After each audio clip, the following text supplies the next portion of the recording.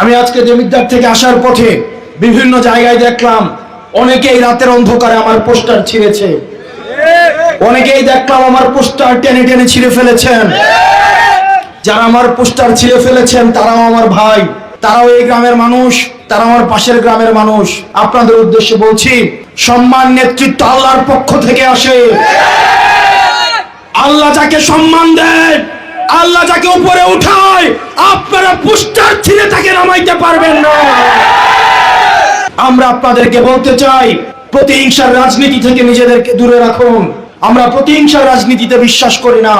আমরা বিশ্বাস করি আমাদের মধ্যে সৌহার্দ্যপূর্ণ প্রতিযোগিতা থাকবে। আপনি যদি কোনো ভালো কাজ করেন, আমি হাসনাত আব্দুল্লাহ সবার আগে আপনাকে সহযোগিতা করব।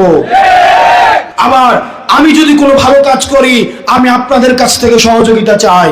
রাজনীতি এটা না যে আপনি কতজনকে শত্রু বানাইলেন, রাজনীতি হচ্ছে সেটা আপনি কত শত্রুকে বন্ধু বানাইতে পারলেন। আপনি আমার বিরুদ্ধে মিছিল দিবেন, আপনি আমার পিঠের চামড়া তুলে নিতে চাইবেন, আমি আপনাকে বুকে টেনে নিব।